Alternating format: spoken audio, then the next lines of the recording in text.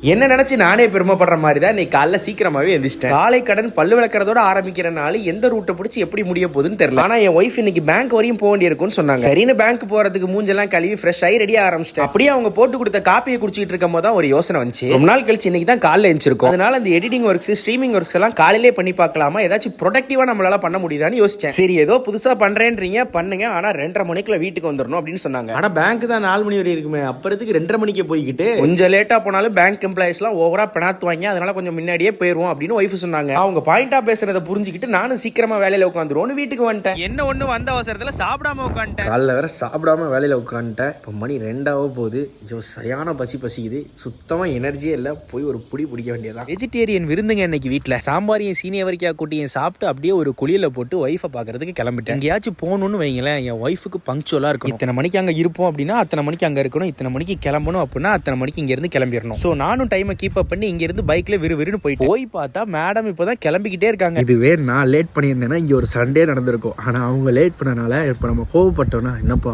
கோவம்லாம் போடுறீங்க அப்படின்னு பரிதாபமா பார்த்து சமாளிச்சிருவாங்க. இந்த பிரெக்னன்சி ஜேர்னில நிறைய டிஃபிகல்ட்டிஸை என் ஒய்ஃப் ஃபேஸ் பண்ணி வந்தாலும் இப்போ அவங்க ஃபேஸ் பண்ற ஒரு பெரிய விஷயம் என்னன்னா கால் வலி. கொஞ்சம் நடந்தாலும் கால் வீகிறது, நிக்கவே முடியாத அளவுக்கு பாதம் வலிக்க ஆரம்பிச்சதுன்ற அனைத்து வலிகளையும் தாங்கி கொண்டு பேங்க் வலியை முடித்து விட்டு ஆளுக்கு ஒரு ஜூஸையும் போட்டோம்னா வந்த வேலை ஓவர். கால் பாதம் வலிக்கு டாக்டரும் மருந்து பிரிஸ்கிரைப் பண்ணியிருக்காங்க. நானும் டெய்லி நைட் கால் பிடிச்சி விட்றேன், ஆனாலும் சரியாக மாட்டேங்குது.